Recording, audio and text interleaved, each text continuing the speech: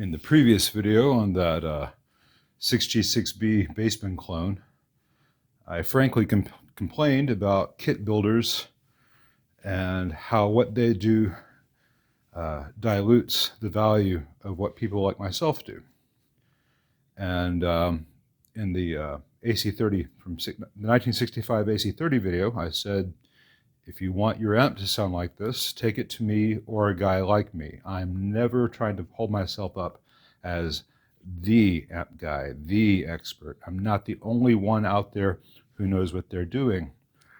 I would like to know who gutted and rebuilt this Deluxe Reverb here.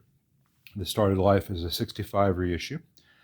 And while they do things differently than I do, we both end up at the same place. And this seems to be a quite excellent build. I disagree with some of the choices he made, but that's very much in the world of subjective. This is all metal films. I think that carbon is the correct sound for these. He's got all these beautiful right angle, very neatly laid out stiff wires. I think that while this looks very visually appealing, there's a benefit to what I do where I have everything much more separated from each other. And I also like to have the connections for a particular stage very physically close to where they are on the board. So while I think what I do is better, which is why I do it, this is really damn good. Let's see how it sounds. I don't have the reverb tank hooked up right now.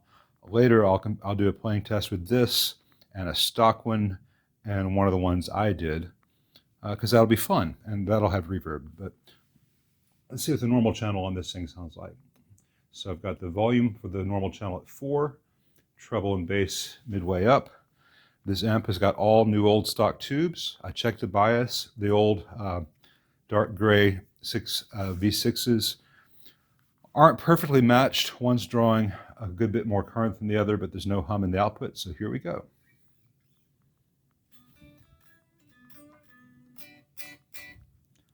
Okay, why is there no sound?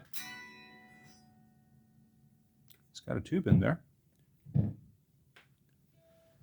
See, I'm trying to be nice about people's amps. It's got a connection. That's not perfect. Let me see what's going on with that tube. I've not heard this yet. It's got a Brimar in there. And the sound is cutting in and out. All right.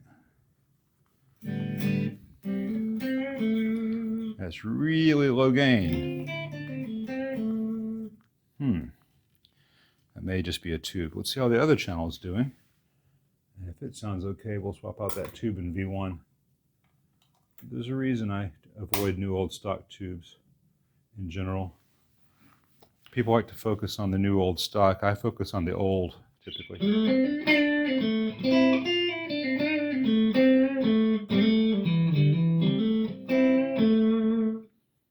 Okay, let's try a different tube in V1, because that is not the builder's fault. Tubes get wonky. And what's that I see?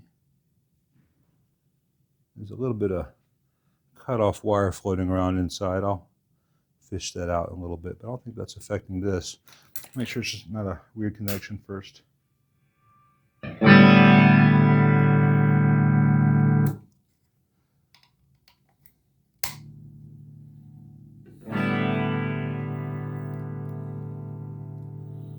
Okay, what tube is in here? Let me pause this and find out.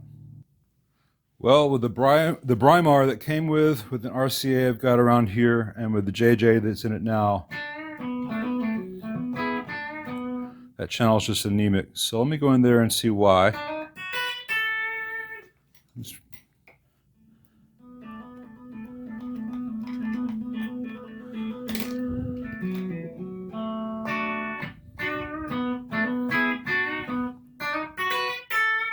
It's weird that that stage should have any issue given the components that are in here.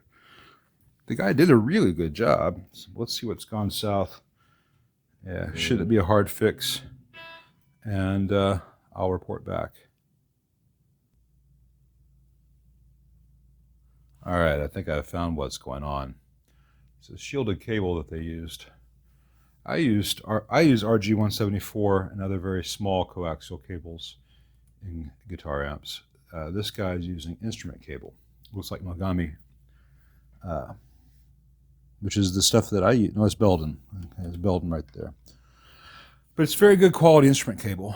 But it's much like the Mogami that I do use. However, this cable, like the cable that I use for instruments, has the outer jacket. Inside that outer jacket, it has the wire braided or spiral shield. And then beneath the shield, it has this black layer, which is conductive. And then beneath that black layer, there is a center conductor, which has its own insulation, which is non-conductive.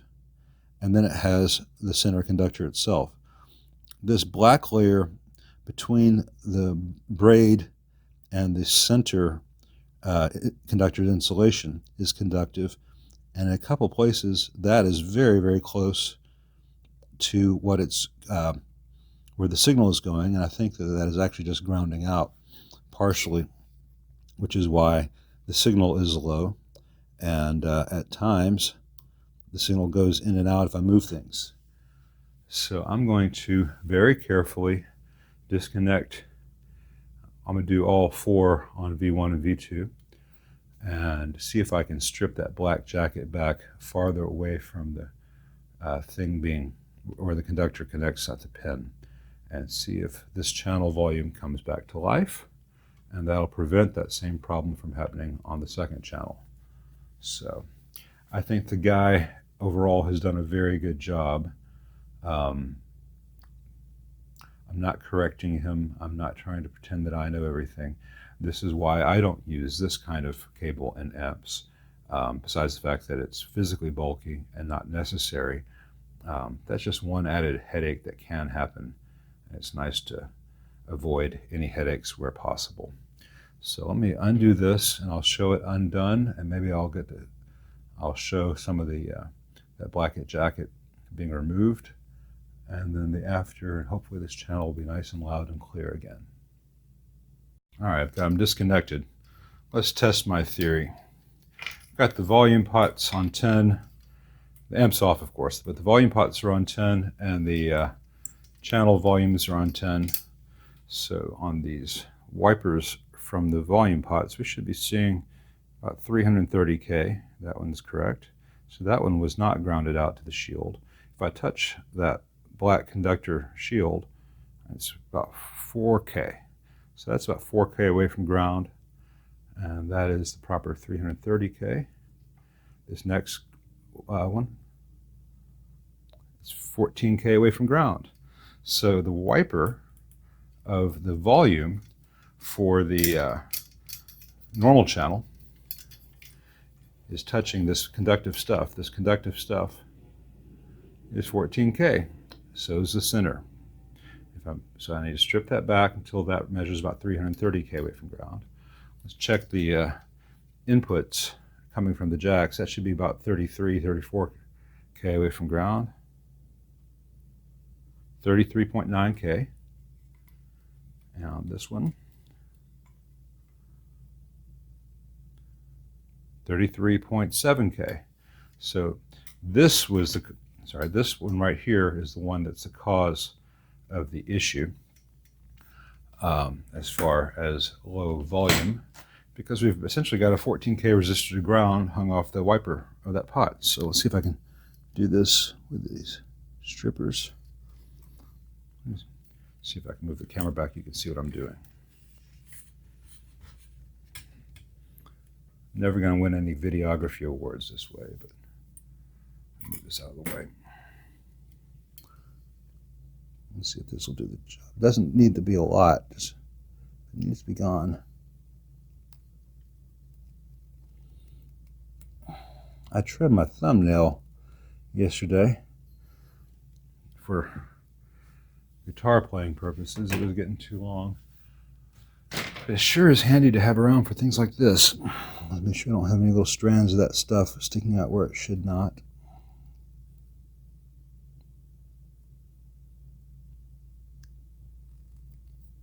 Tell you what, this not my favorite stuff to use. I think this is a good demonstration of why, but let's see, is that enough? Or do I need to get in there with a razor? It's tricky because this heat shrink,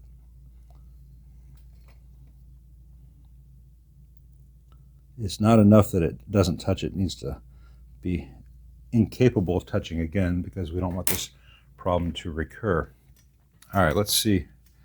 Now, that should have gone from 14K to about 330K.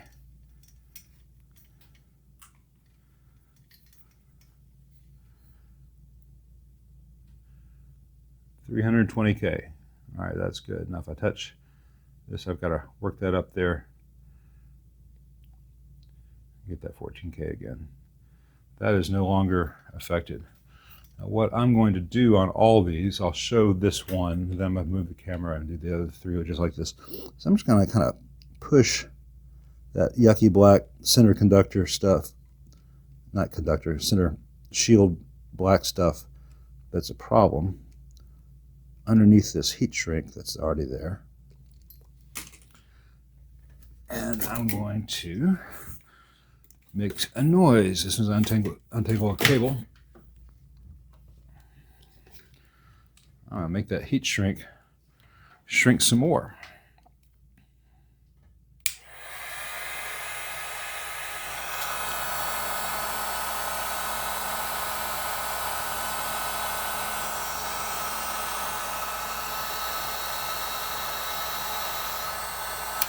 Now, because the outer diameter of that jacket is so much larger than the center diameter, this heat shrink won't all the way conform to that.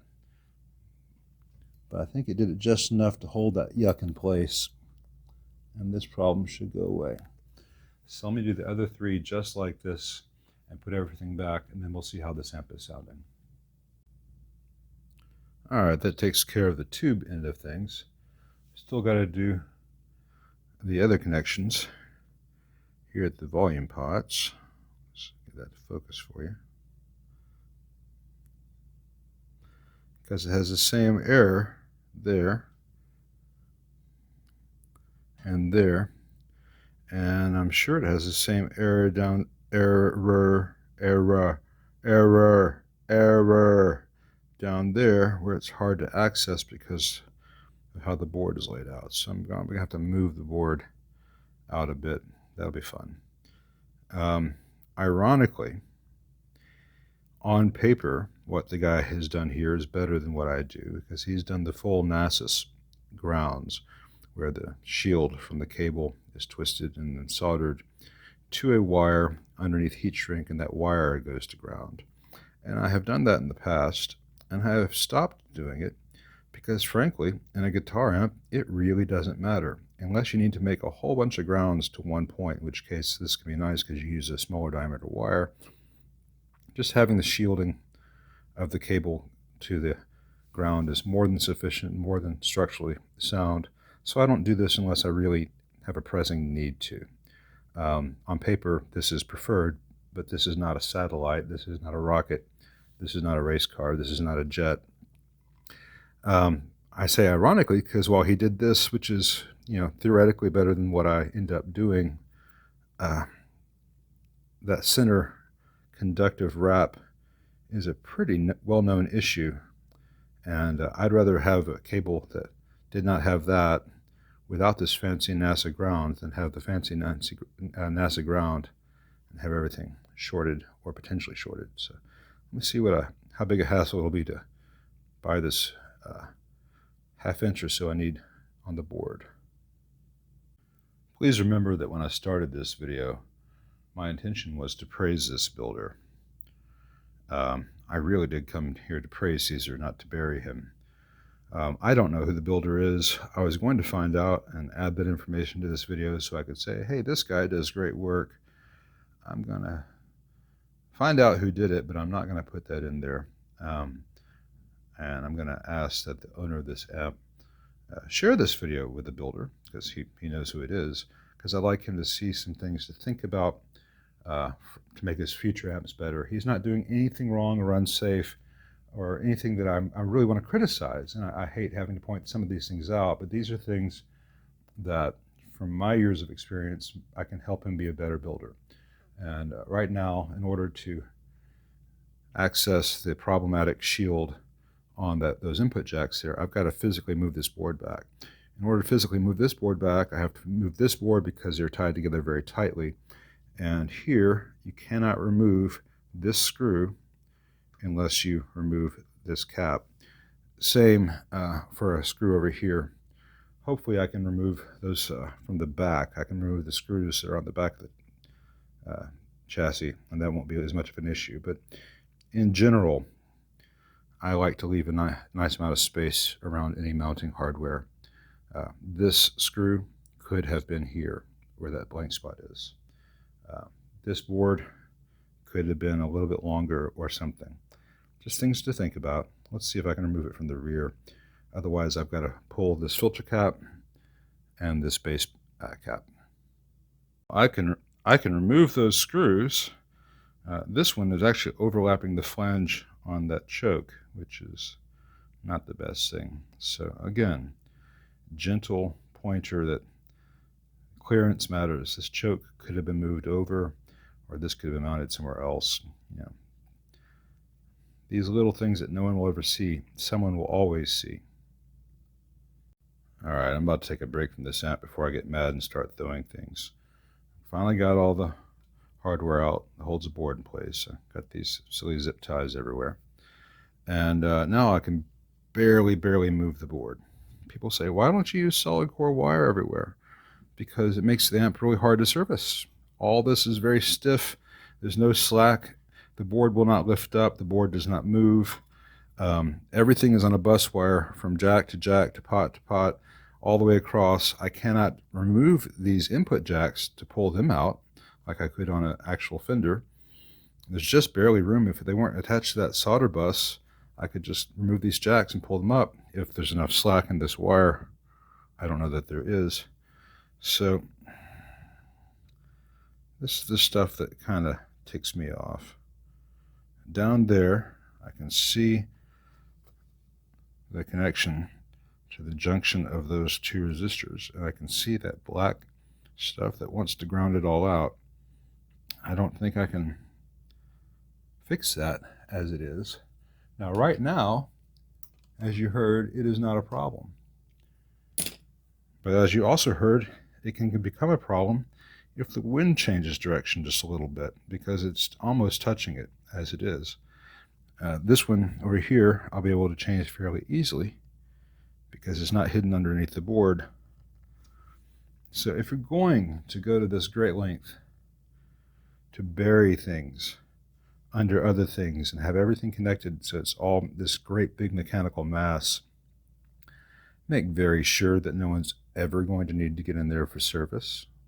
For instance, right now, for me to access this wire, I would really have to disconnect a lot of other wires to be able to move the board at all. It's one of the reasons I use flexible wire. It's one of the reasons I use a little bit of excess so that things can be lifted up. You know, not huge amounts, just enough that nothing is inaccessible. But the only thing in an amp like this that I do that is hard to reach would be, say, output transformer connections underneath the board. Because one rarely needs to change an output transformer. So this is not how great I am and everyone else sucks.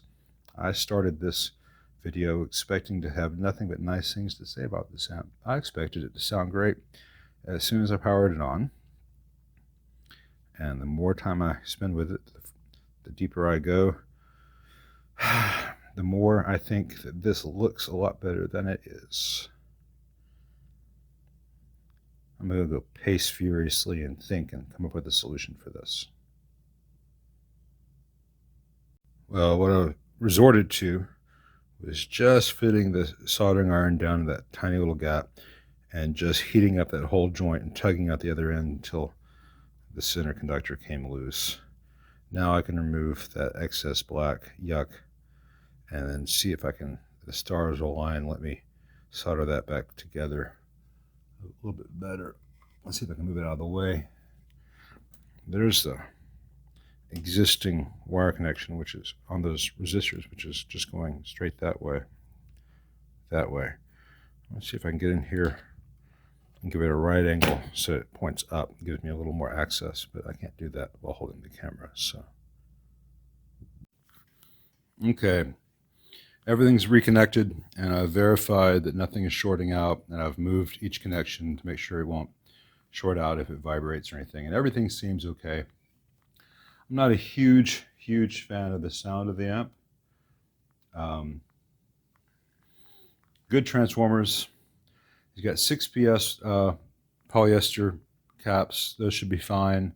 There are a couple places I think this circuit sounds better with the vintage ceramic discs in place, but this is a good approach. And the metal films I find a little bit lifeless, and I say that having built AB763 circuits with just about every conceivable form of resistor and combinations thereof, experimenting and having things on switches. I've built one amp with almost every connection was on a switch, and I could try different materials and different brand variations on the same material, and of the possible ways to do it, carbon film, metal film, combinations thereof. My least favorite is what you have here, which is all metal film with a lot of 1 watts. I just find this to be the hardest sounding one. Other people would love that. Not a huge fan of the tapers on things.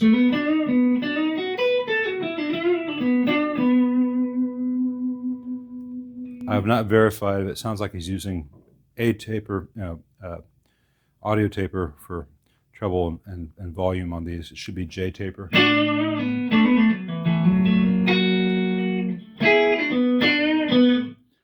And the amp just gets real hard if you push it. Let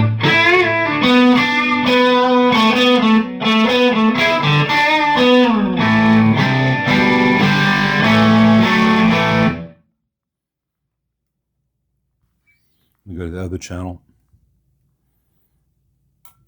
and see what the reverb sounds, the vibrato sounds like.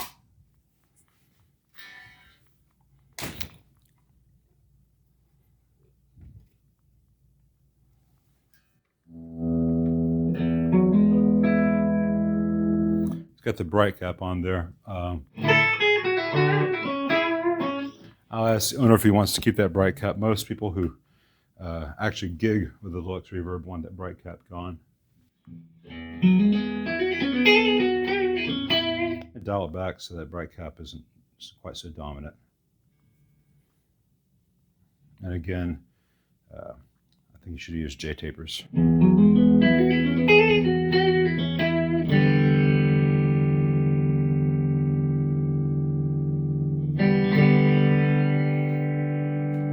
And where's a cable? Where's an extra cable? Never an extra cable when I want one. All across the room. Anyway. So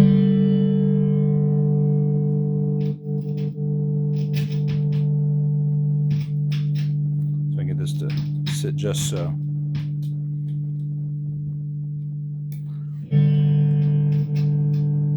The orientation of that jack is making this difficult.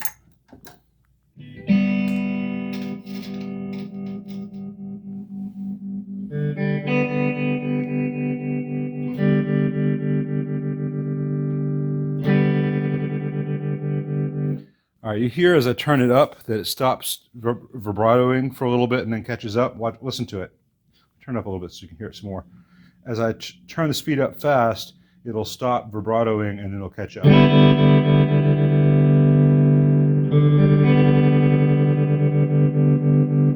do it again.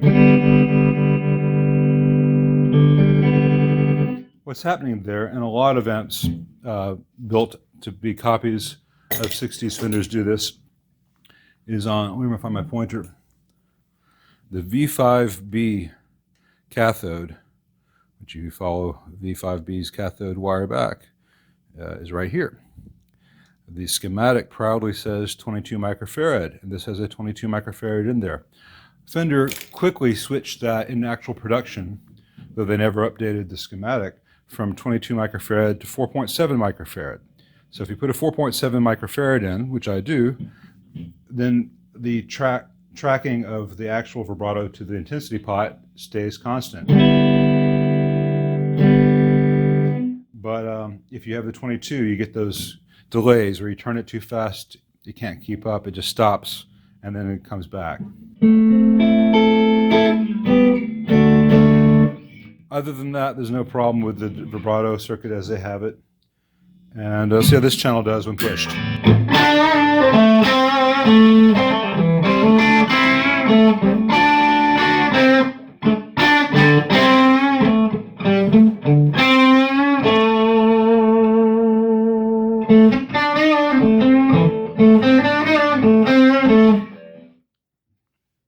To my taste, this is a very hard sounding amp. It doesn't have much bloom to it, but it is not my goal to redo this redone amp. I have made it make sound. I have made it reliable for the future. That's all I need to do on this. And I'll tell you, I think honestly, a lot of the sound changes I'm hearing are due to both the metal films everywhere and this wiring. It's beautiful to look at, but these are very long lengths of wire and they're all going next to each other, a lot of parallel runs. And these are the things I strive very hard to avoid in my own, and mine don't look as pretty, but they sound better.